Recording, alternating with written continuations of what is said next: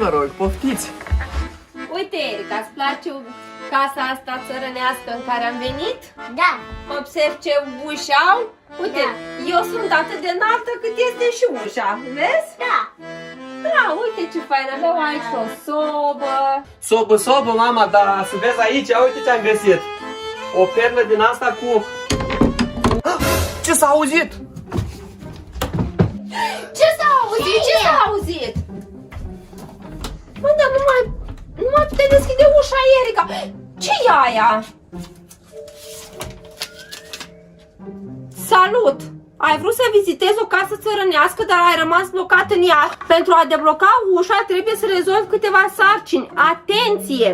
Dacă lași o sarcină nerezolvată, veți rămâne blocați până mâine când veți primi noi sarcini. Succes! Vai, nu se poate, Erica! Cum adică? Cine a blocat? Ea?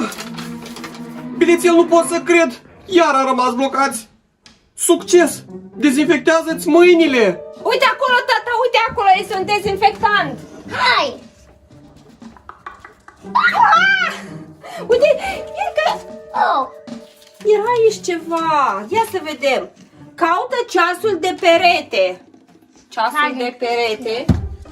Păi și unde să căutăm? Aici, în hol? Da. Nu este. Aici. Unde, Codrin? Uite. Ia uite. Hai, Erica, caută repede să vedem. Uite. Ce e asta? Ia să vedem. Desfă-o repede. Ce pasăre a furat mică din tei? O chioară, o ciocârlie, un porumbel, o pupăză. Cred că asta este pentru tine, nu-i așa? Pentru Da. că va fi culmea ca eu să nu știu ce pasăre a furat Voi nică ce din pasăre tei. credeți că a furat? Eu cred că pupăza. Pupăza este, n-am cum să nu spun că Pupăza e din pupăza, tei. e clar, e pupăza din tei. Cine nu știe de pupăza din tei, nu-i așa? Ok, pupăză și... Stai așa. Și altceva ce mai zice? Nu mai zice nimic de Ia bilețelul ăsta. săgeată. Unde? Săgeată și ce spune? Mergi la coșul de nuiele dacă știi unde se află. Ați văzut voi vreun coș de nuiele pe undeva pe aici, prin zonă? Da. Ia să vezi, coș de nuiele. hai. Un coș de nuiele. Dar tu știi, Erica, cum arată coș de nuiele, da?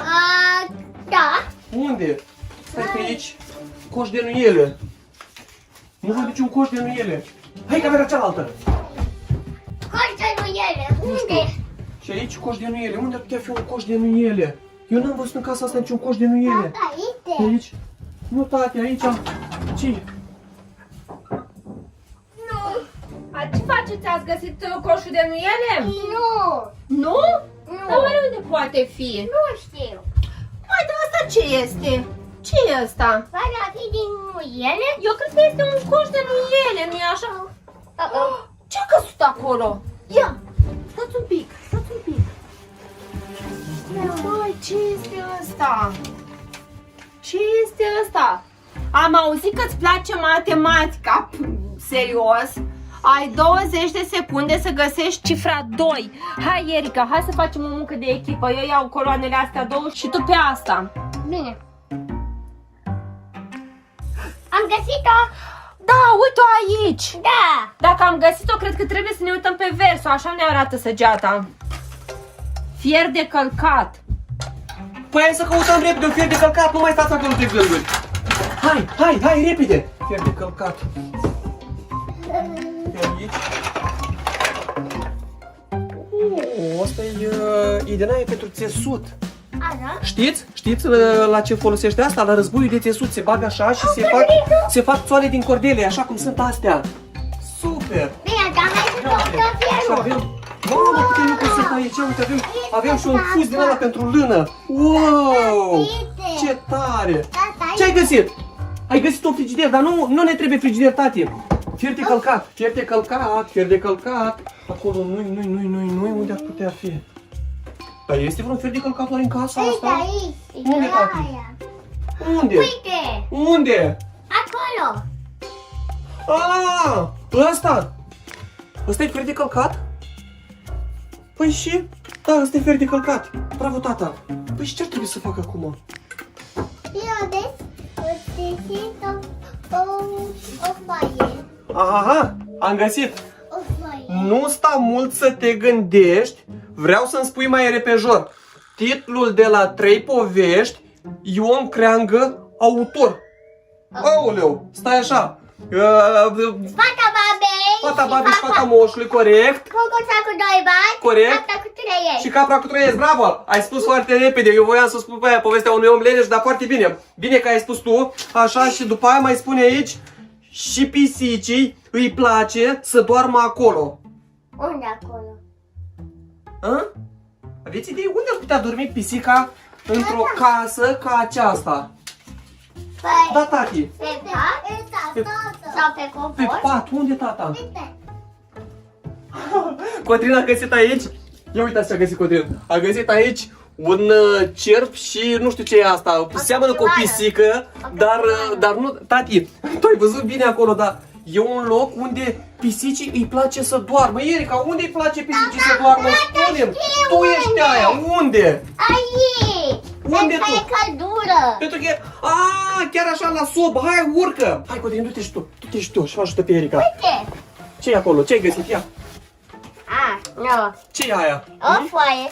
O foaie. Oh, nu e aia? Nu. Păi și altceva vezi acolo pe după, uite-te, eu caut aici pe la perne. Uite! Nu nimic, unde?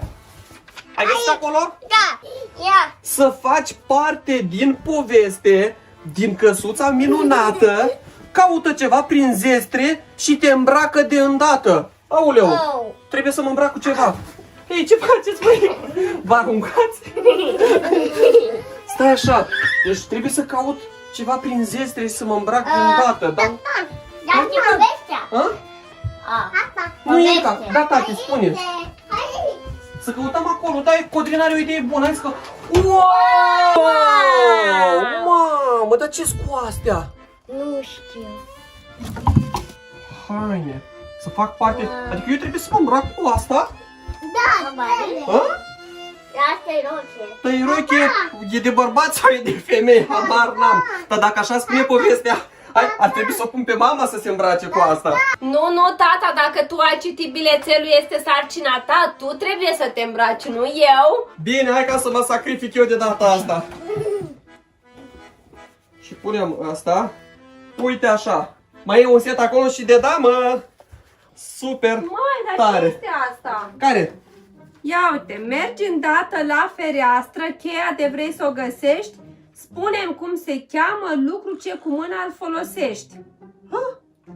Mergi la fereastră. La care care fereastră? dintre ferestre? Hai să vedem o fereastră. Aici nu văd nimic, Erica, ajută-mă și tu, te rog. Hai, eu mă uit aici la ferestrele astea. Aici nu-i nimic, absolut nimic, nu mai găsesc. Mai avem o fereastră. Mai stai că am suspect aici. Oare ce-o fi ăsta? Oare de ce stă aici în fața ferestrei? Deci, îmi spune-mi cum se cheamă lucru ce cu mâna îl folosești. Într-adevăr, pe ăsta îl folosești cu mâna, dar cum se cheamă? Habar n-am cum se cheamă. Hopa! Stați puțin că mai avem o ghicitoare. Sau cine... nu e ghicitoare. Mergi la baie și te spală, poate o să reușești, până mâine dimineață răspunsul ai să-l găsești. Măi, dar totuși cum se cheamă? Voi aveți idee cum se numește acest obiect? Nu știu, seamănă cu chestii de pisat, dar... Și chiar ai de gând să renunți așa? Ce pot să fac dacă habar n-am cum se numește? E ceva de pisat. Da, este ceva... Nu știu, pisezi, ce faci? Ce poți Pisezi usturoiul cu el, Hai, nu serios, știu. să-mi pisezi usturoiul, e atât Nu de... știu. În interior e mic, dar e foarte... Serios, dar care este denumirea lui populară oare? Habar nu am, faci ulei cu el, ce Nu faci? știu, nu știu la ce folosește. Și Parcă știu poți că să am mai pisezi văzut niște așa. semințe. Îl ții așa cu mâna aici și cu mâna aici, dar cum se cheamă ăsta? Nu știu. Așteptăm sugestiile voastre, ideile voastre. Și ce spun că dacă nu, Dacă ce zice aici? nu, să mergem la baie. Păi, eu cred totuși că poți să pisezi semințe cu el. Nu știu. Hai să mergem la baie. Mergi la baie și te spală, poate Hai o că să nu reușești știu. până mâine dimineață. Mâine dimineață? Da, mâine dimineață. Asta înseamnă că vom rămâne blocați în casă? De la început, de când am luat Scrieți-ne bilețelul. mesaje că nu vreau să rămân blocat în casa aceasta. De la început Îmbrăcat s-a în spus. halul ăsta. Dacă nu reușim să îndeplinim toate sarcinile, aici rămânem până mâine dimineață. Asta Aoleu. este una dintre sarcini. Habar n-avem cum se numește. Asta nu e bună. Hai la baie. Hai să Hai. vedem la baie. Hai. Aici la baia. Aici la baie. Am venit la baie. Și zice să ne spălăm. Să ne spălăm? Aici. Am uitat. La unde? Hai, Codrin, spală-te și tu. Spală-te, spală-te. Nu pot. Bine, hai, stai să mă șterg pe mâini și te iau în brațe, stai. Hopa! Wow. Am mai găsit ceva. N-ai ghicit. N-ai ghicit. Nu e o problemă. Timp la noapte să găsești. Până mâine dimineață numele să-l găsești? Oh, Nu! Ce ne facem? Rămâne la noapte închiși aici. Hai de capul meu. În continuare, așteptăm să ne scrieți în mesaje ce este totuși acel instrument tradițional românesc despre care, din păcate, eu nu știu nimic. Și vouă, dacă v-a plăcut acest video, nu uitați să dați like și să vă abonați. Pentru că noi la noapte vom rămâne cazați în această minunată casă. Tare bine aici.